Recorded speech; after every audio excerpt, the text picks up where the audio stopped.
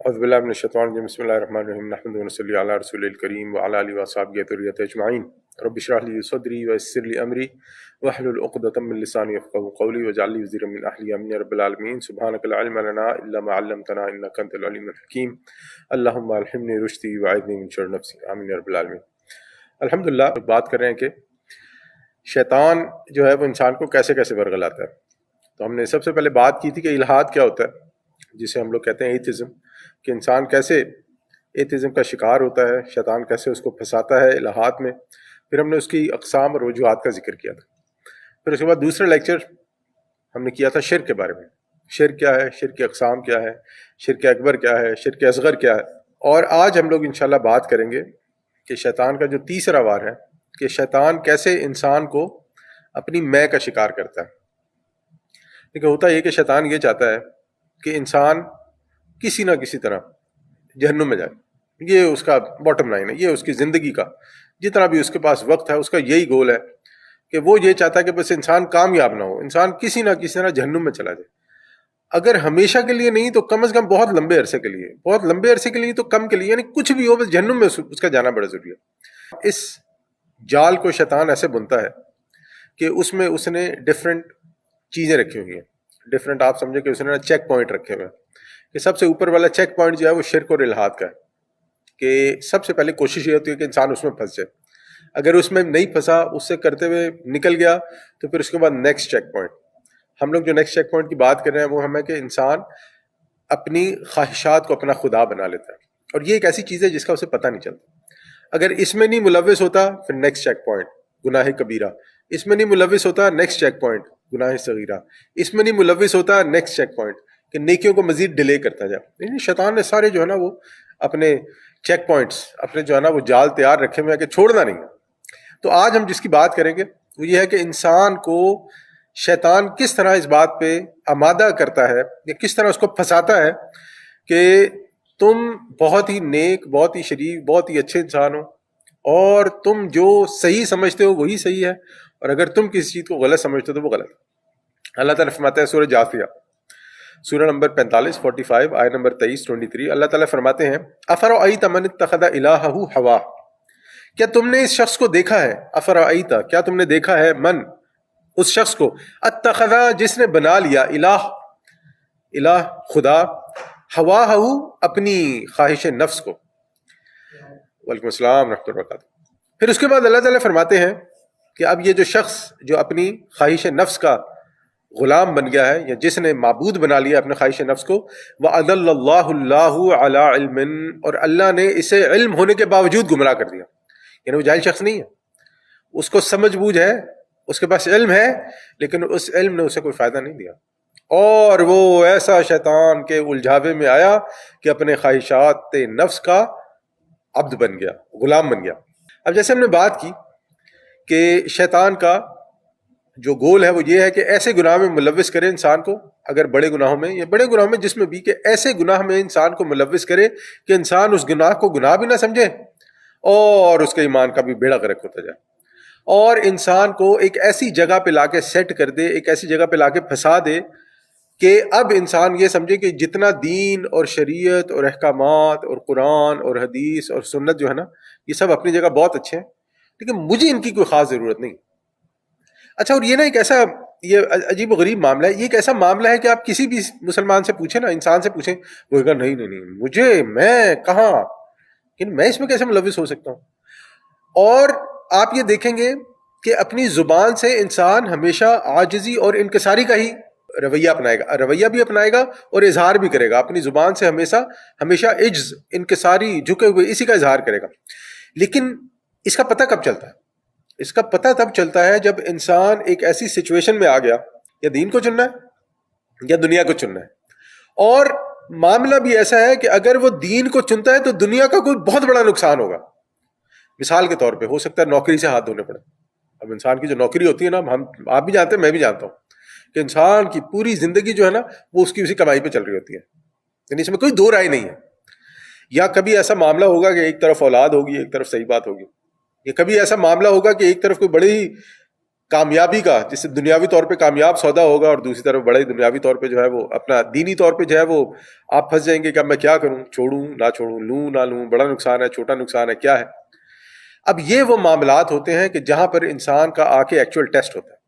But انسان ایک ہی jump پہ وہاں تک نہیں پہنچتا، ٹائم لگتا ہے. لیکن یہ میں بات کروں کہ یہاں پہ آ کے انسان کو پتہ لگتا ہے کہ انسان نے کہاں تک اپنی اس کی جو میں ہے، ایگو ہے، اس کو اپنا خدا بنایا ہوا ہے، کہاں تک اس کے جال میں پھنسا ہوا ہے.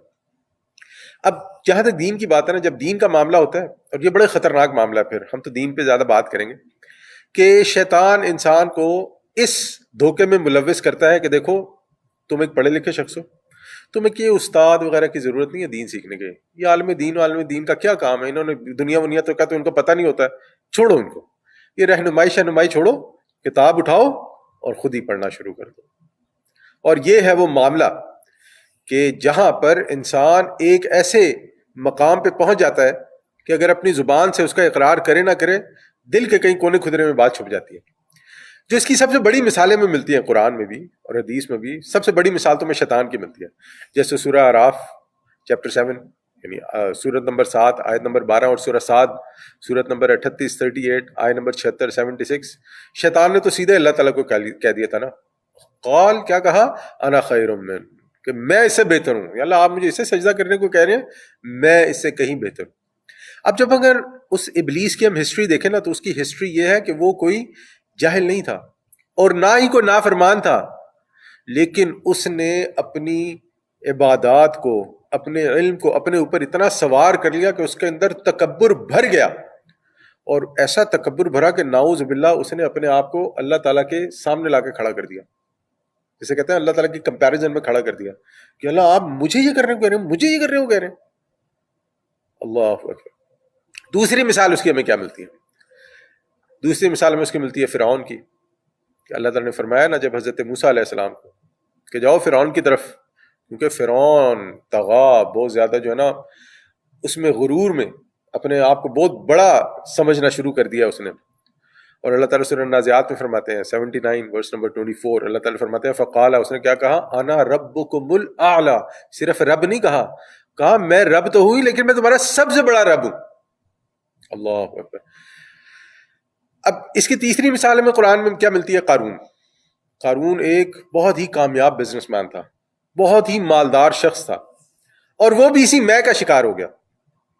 جب اس کو بھی لوگوں نے ایڈوائز کی، لوگوں نے اس کو نصیحت کی کہ دیکھو تمہیں اللہ تعالیٰ نے اتنا کچھ دیا ہے، اس سے آخرت کا گھر تلاش کرو، لوگوں کے ساتھ بھلائی کرو، اور تمہارے پاس جو مال ہے اس کی وجہ سے فساد مت پھیلاؤ.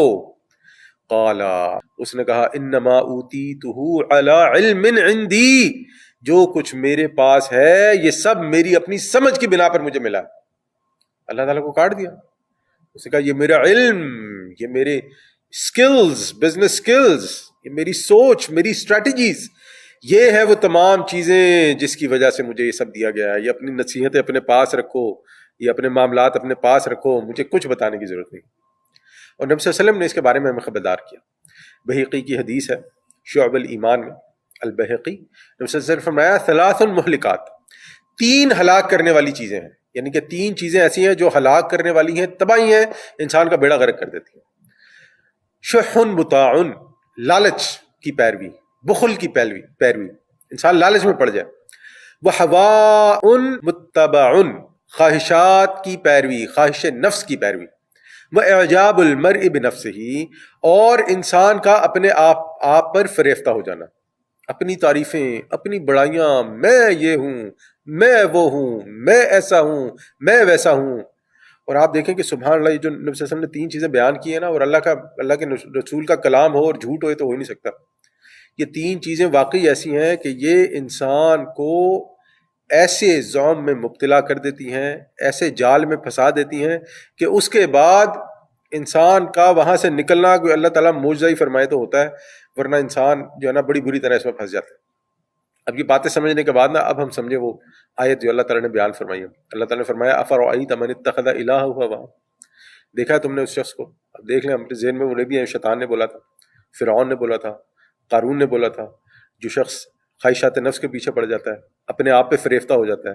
اب یہ ہے وہ شخص جس کے بارے میں اللہ تعالیٰ فرما رہا ہے کہ اس نے اپنی خواہش نفس کو اپنا معبود بنا لیا ہے، اور اس کا علم جو اس کے پاس ہے وہ بھی اسے نہیں بچا سکتا. اس کی سمجھ بوجھ ہونے کے باوجود بھی اللہ تعالیٰ نے اس کو گمراہی میں ڈال دیا، یا اس نے اپنے لیے گمراہی چوز کر لی. یہ جو اللہ تعالیٰ ہم کہتے ہیں نا اللہ تعالیٰ نے اسے گمراہی میں ڈال دیا، اس کا یہ مطلب ہوتا ہے کہ انسان اپنے لیے جو چوز کرتا ہے اللہ تعالیٰ اسے وہ دیتا ہے.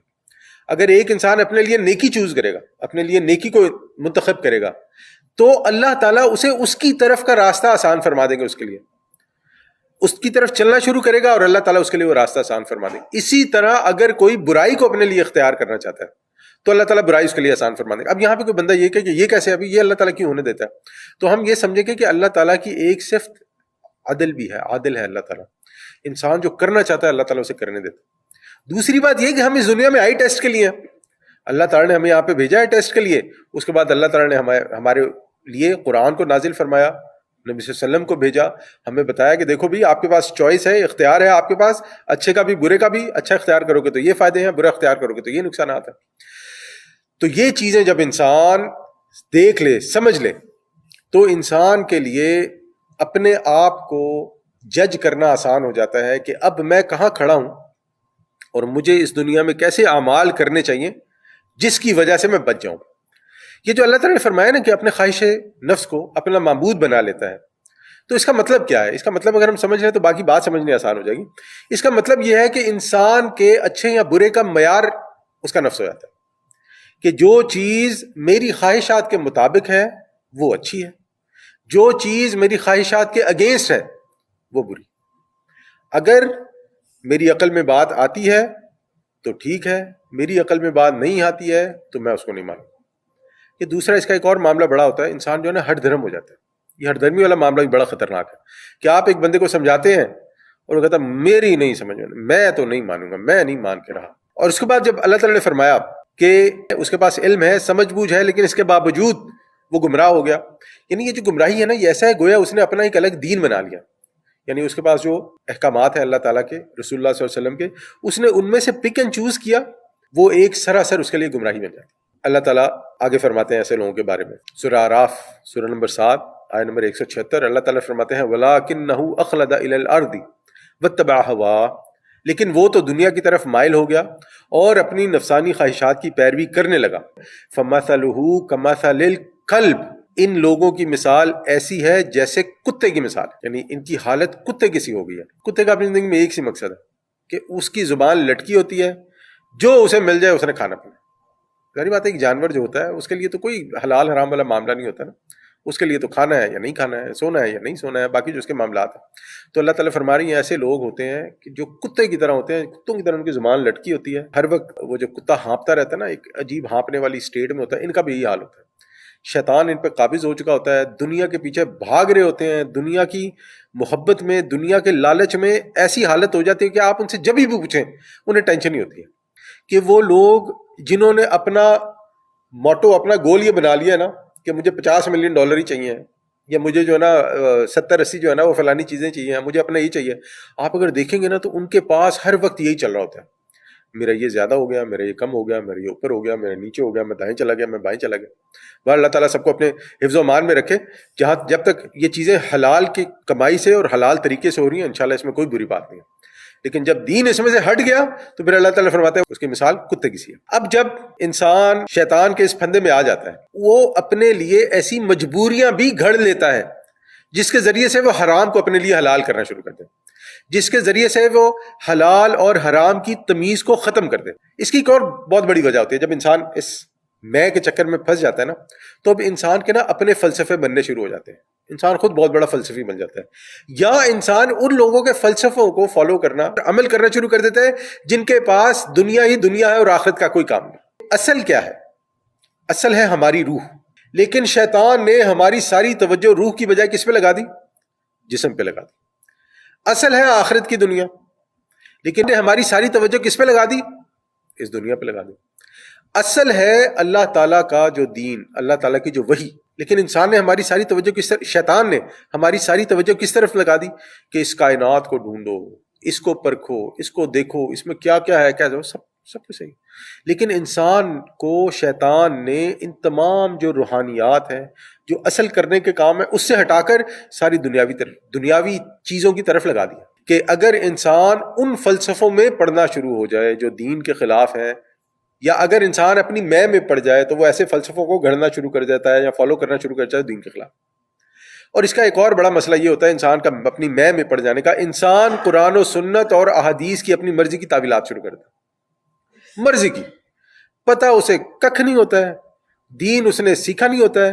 2 4 8 15 20 کتابیں اس نے پڑھی ہوتی ہیں، وہ بھی کسی استاد سے نہیں پڑھی ہوتی ہیں، اپنی اس کی عقل ہوتی ہے.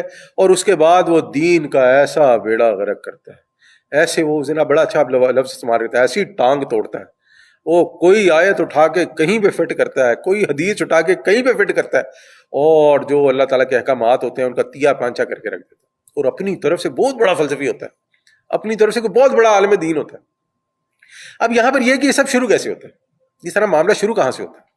تو ہمیں یہ سمجھنا چاہیے کہ اگر انسان دین کا علم حاصل کرتا ہے لیکن اپنے تزکیے پر توجہ نہیں دیتا، جسے ہم لوگ تزکیہ نفس کہتے ہیں، جسے ہم لوگ روحانی پاکیزگی کہتے ہیں، تو انسان جلد یا بدیر آنے والے ٹائم میں، تھوڑا ہو یا زیادہ ہو، انسان ان روحانی بیماریوں کا شکار لازماً ہوتا ہے، لازماً. اس لیے میں اس کی بار بار مثال دیکھا ہوں، آپ نے دیکھا ہوگا کہ ایک شخص بڑا نیک 5 وقت مسجد میں آتا ہے، یہ بڑا یہاں پہ ماتھے پہ محراب بنا ہوا ہے، یہ صدقے خیرات کر رہا ہے، سب کر رہا ہے، لیکن آپ اس سے بات کریں تو اس کی زبان سے سوائے سختی کے اور کچھ نکلتا ہی نہیں. اس کا اخلاق نہایت گھٹیا، لوگوں کے ساتھ معاملات میں نہایت گھٹیا. ابھی آپ کے ایسے دین کا کیا فائدہ کہ اگر لوگ آپ کی بات سن کے ہی آپ سے بدظن ہو جائے، یا اگر انسان دین کی بات بھی کرے تو اتنی کڑوی کرے کہ اگلے کے تن بدن میں آگ لگا دے. کیا فائدہ ایسے دین کا؟ کوئی فائدہ نہیں. اس کی وجہ کیا ہے؟ اس کی وجہ یہ ہے کہ انسان نے یہ سب سیکھ لیا اور اب شیطان نے اسے ظلم میں مبتلا کر دیا ہے کہ تم ہی تم ہو، تم ہی تم ہو. اور جو سب سے پہلی بیماری انسان کو لاحق ہوتی ہے، اگر انسان اپنی پاکیزگی، روحانی پاکیزگی کی طرف توجہ نہ دے، تو سب سے پہلا معاملہ ہی ہوتا ہے کہ انسان کا دل سخت ہونا شروع ہو جاتا ہے. اچھا، یہ دل یہ والا نہیں ہے، فزیکل دل نہیں ہے، یہ ایک روحانی دل ہے جو ہماری روح میں اللہ تعالیٰ نے رکھا ہے. کیسا ہے ہم نہیں جانتے، اس کی حقیقت کیا ہے ہم نہیں جانتے، لیکن دل ہے یہ ہم جانتے ہیں. ہو سکتا ہے یہی دل ہو سکتا ہے اس کے اندر ہی اللہ تعالیٰ نے کوئی ایسی چیز رکھی ہو. لیکن یہاں پہ نا مجھ سے کسی نے ایک سوال کیا، بڑا انٹرسٹنگ سوال تھا. ہم یہی مسجد میں بیٹھے بات کر رہے تھے، تو کسی نے مجھے کہا کہ اگر یہ دل بدل جائے، یعنی ہم یہ دل نکال دیں، اور آپ کا آج کل تو آپ کو پتا ہے ٹیکنالوجی یہاں تک پہنچ گئی ہے، آپ دل ریپلیس کر دیں پورے کا پورا، تو پھر کیا ہوگا؟ تو پھر تو یہ جتنے بھی ہمارے فزیکل دل کے ساتھ چیزیں اٹیچ ہیں، یہ تو پرابلم ہو جائے گا. اب میں اپنے بچوں سے محبت کرتا ہوں، ہم دلی محبت ہے مجھے اپنے بچوں سے، اپنے پیرنٹس سے. اب اگر میرا دل کسی اور کا لگ جائے تو کیا مجھے اس کے بچوں سے محبت ہو جائے گی؟ اب ہونا تو پھر یہی چاہیے، اس کے پیرنٹس سے محبت ہو جائے، اس کے بچوں سے محبت ہو جائے، لیکن ایسا ہوتا نہیں ہے.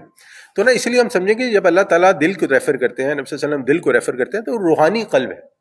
جیسے ہمارے اس جسم کا ایک قلب ہے، ویسے ہمارے اندر ایک روحانیت ہے جو اللہ تعالیٰ نے جو روح رکھی ہے، اس کا بھی ایک قلب ہے.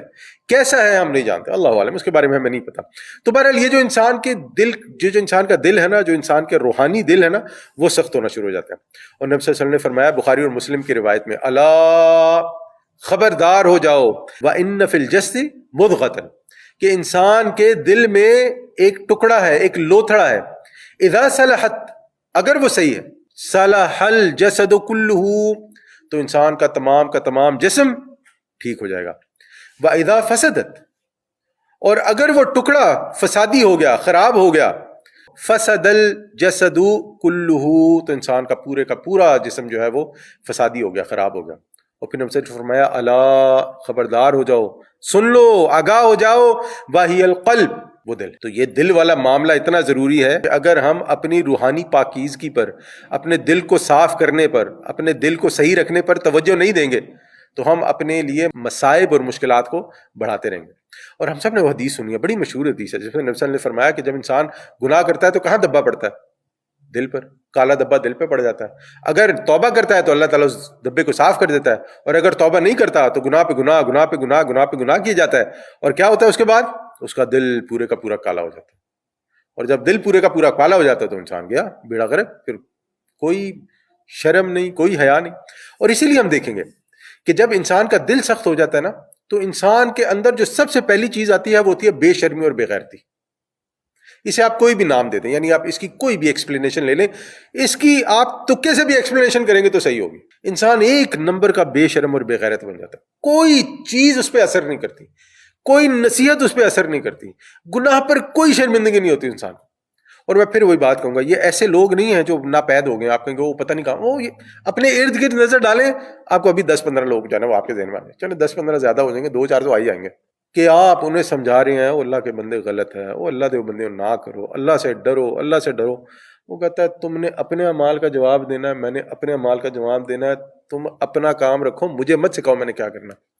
اور ایسا نہیں ہے کہ آپ اس پہ کوئی فلسفہ جانتے نہیں, آپ اسے قرآن کی آیت سنا رہے ہیں, آپ اسے حدیث سنا رہے ہیں, آپ سے نبی صلی اللہ علیہ وسلم کی سنت کا بتا رہے ہیں. وہ کہا نہیں میں نہیں مانوں گا. تو اگر انسان اپنی روحانیت پر توجہ نہیں دیتا تو انسان کا دل سختی کی طرف جانا شروع ہو جائے گا. اور پھر اللہ تعالیٰ سورہ زمر میں اس کے بارے میں فرماتے ہیں فَوَيْلٌ لِّلْقَاسِيَةِ قُلُوبُهُم مِّن ذِكْرِ اللَّهِ, ہلاکت ہے ان کے لیے جن کے دل اللہ کے ذکر سے سخت ہو گئے, یعنی اللہ کے ذکر نہ کرنے کی وجہ سے سخت ہو جاتے ہیں. جب انسان کا دل سخت ہو گیا تو بڑی ہی فطری بات ہے, بڑا ہی نیچرل ریاکشن اس کا یہ ہے کہ انسان اس دنیا میں پڑ گیا.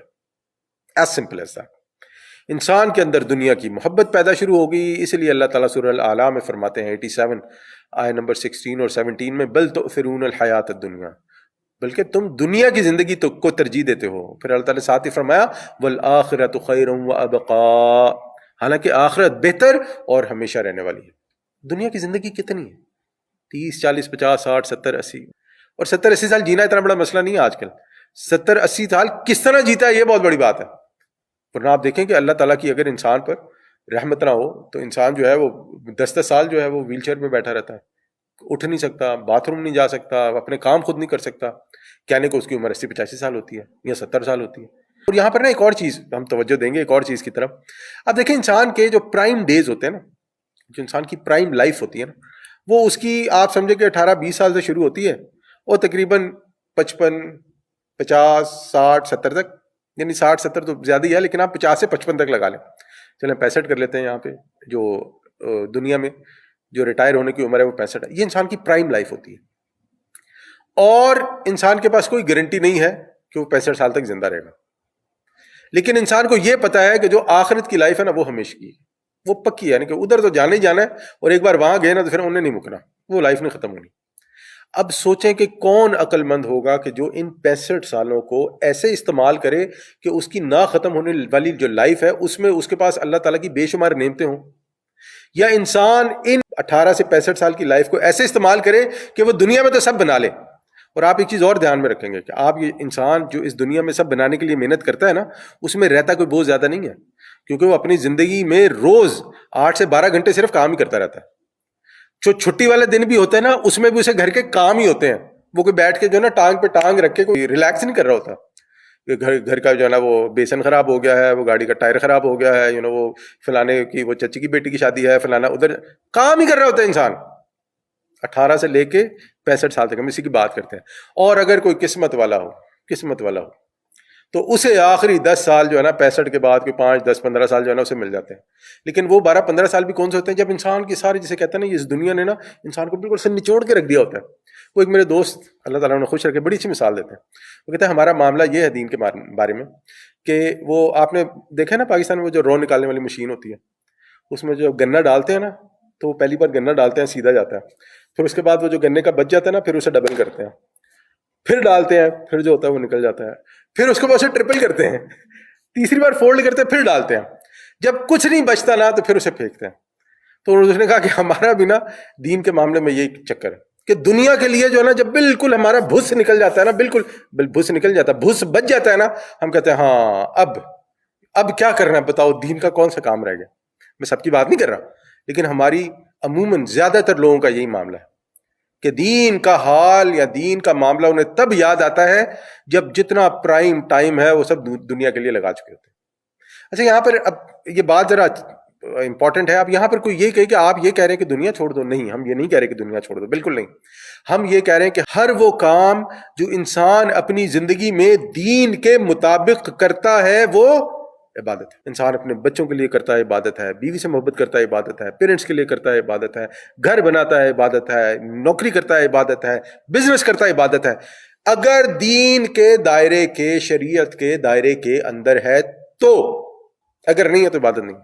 دیکھیں یہ بھی کتنا آسان اللہ تعالیٰ نے رکھا ہوا ہے. تو بہرحال اللہ تعالیٰ فرماتے ہیں کہ ایسا انسان مال و شہرت میں پڑ جاتا ہے, مال میں پڑ جاتا ہے, شہرت میں پڑ جاتا ہے, خواہشات میں ڈوب جاتا ہے, ساری کی ساری معاملات اس کے, ساری کی ساری اچھائیاں اور برائیاں اس کی اس دنیا سے لگ کے رہ جاتی ہیں. اس پہ سنن نبی داؤد میں بڑی خوبصورت حدیث ہے. نبی صلی اللہ علیہ وسلم نے پوچھا, نبی صلی اللہ علیہ وسلم نے فرمایا ایک بار صحابہ کے ساتھ بیٹھے تھے کہ ایک وقت ایسا آئے گا کہ دنیا کی جتنی قومیں آئی ہیں تم پہ ٹوٹ پڑیں گی, اور ایسے ٹوٹیں گی جیسے بھوکے کھانے کے پیالوں پر ٹوٹتے ہیں. اب صحابہ وہاں بیٹھے ہوئے تھے, صحابہ بڑے پریشان ہوئے کہ صحابہ نے کہا نبی صلی اللہ علیہ وسلم کم ہو جائیں گے, تعداد نہیں ہوگی, لوگ کم ہو گئے. نبی صلی اللہ علیہ وسلم کہیں, نبی صلی اللہ علیہ وسلم نے فرمایا تو بہت سارے ہو گئے, لیکن ہو گئے ایسے جیسے سیلاب کی جھاگ ہوتی ہے. جو سمندر ہوتا ہے نا, آپ نے دیکھا ہو, اس سمندر کے اوپر جب جھاگ بنتی ہے نا تو بہت جھاگ ہوتی ہے, لیکن وہ ہوتی جھاگ ہی ہے. تو نبی صلی اللہ علیہ وسلم نے فرمایا کہ تم اتنے سارے ہو گئے, لیکن تمہاری اوقات جو ہے نا وہ پانی کے اوپر جھاگ کے برابر ہوگی, اور تمہارے دشمنوں کے دل سے, سینے سے تمہارا خوف نکل چکا ہوگا, کیونکہ تم لوگوں کو ایک بیماری لاحق ہو جائے گی جس کا نام ہے وہن.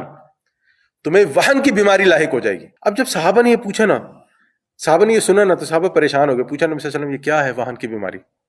اللہ اکبر. نبی صلی اللہ علیہ وسلم نے فرمایا یہ ہے حب الدنیا و کراہیت الموت, دنیا کی محبت اور موت کا ڈر, موت سے کراہت, موت کو ناپسند کرنا.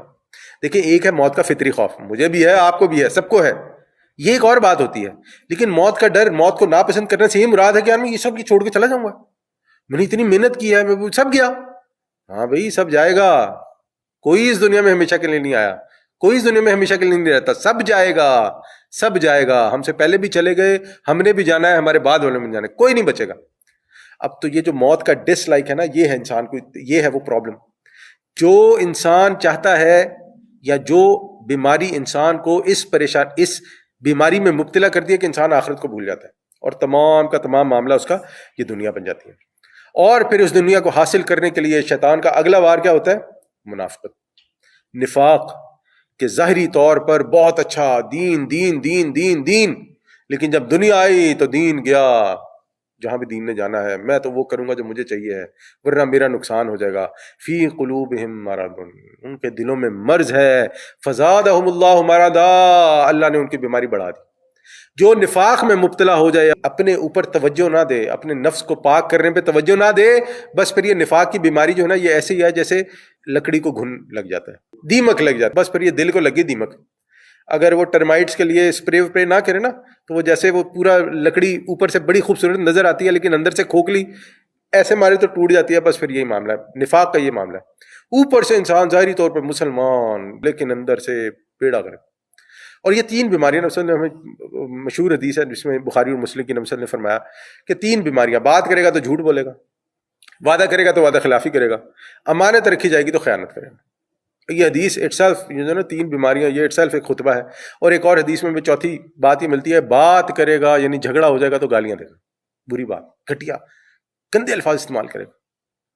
اگر کوئی شخص, اللہ تعالیٰ سب کو محفوظ رکھے, اپنا یہ نہ ہمیں تجزیہ کرتے رہنا چاہیے, کہیں ہمارے اندر یہ بیماریاں تو نہیں پیدا ہو گئی, کہیں ہم نے وعدے کو, اپنی زبان کو چھوٹا سمجھنا شروع کر دیا, کہیں ہم نے جھوٹ کو آسان نارمل سمجھنا شروع کر دیا, کہیں اگر ہمیں کبھی کوئی امانت دی جائے, کوئی امانتاً بات بتائی جائے, یا کسی کی کوئی امانت ہمارے پاس ہو تو ہم وہ دوسروں کو نہیں بتاتے. کہیں ایسا تو نہیں ہوتا جب میرا کسی کے ساتھ آرگومنٹ ہوتا ہے میں غصے میں آتا, دیکھو غصے میں آنا بری بات نہیں ہے, نہیں آنا چاہیے, لیکن غصے میں آ جانا کوئی اتنا بڑا مسئلہ نہیں ہے. لیکن انسان غصے میں آ کے بے اختیار ہو جائے, دیٹس بیڈ, یہ نہیں ہونا چاہیے. بہرحال اللہ تعالیٰ سب کو محفوظ رکھے.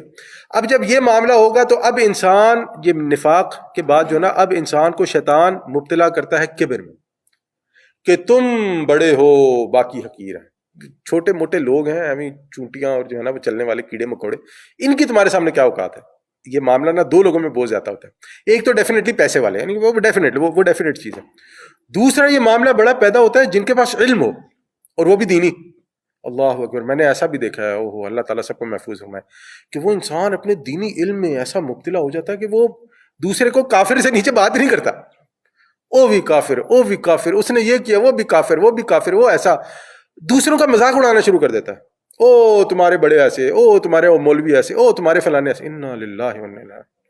جو آپ کے پاس علم ہے آپ نے اس کو صحیح طرح سے یوز نہیں کیا، آپ نے اپنے الفاظ پر، آپ نے اپنے ایٹیٹیوڈ پر، آپ نے اپنے behaviour per check and balance نہیں رکھا، تو پھر اس کا نتیجہ تو برا ہی نکلے گا.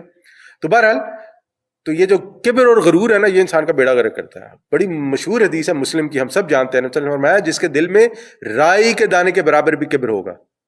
رائی ہم سب جانتے ہیں رائی کیا ہوتی ہے. اچھا مجھے نہیں پتا تھا رائی کیا ہوتی ہے، تو میں نے گوگل کیا ایک دن، تو وہ رائی جب میں نے دیکھی نا تو میں نے کہا اللہ اکبر، یعنی اتنا بھی کبر جو ہے وہ اللہ تعالیٰ نے فرمایا کہ اگر ہوگا تو جنت میں نہیں جاتا وہ. اللہ، جنت جائے گا ہی نہیں، جنت میں نہیں جائے گا.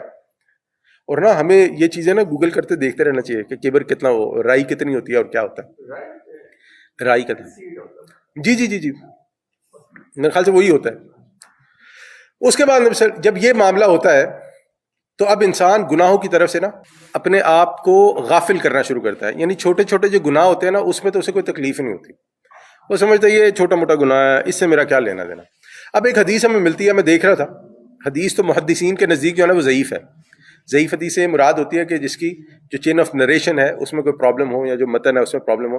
لیکن یہ ضعیف حدیث جو باقی ہمیں قرآن کی آیات اور حدیث ملتی ہے نا وہ سپورٹ کرتی ہیں. اس لیے میں نے نا یہ حدیث کوٹ کر رہا ہوں. میں نبی صلی اللہ علیہ وسلم نے فرمایا، امام احمد بن حنبل کی جو کتاب ہے مسند احمد، اس کی روایت ہے کہ چھوٹے گناہوں سے بچو، یہ اکٹھے ہو کر انسان کو ہلاک کر دیتے.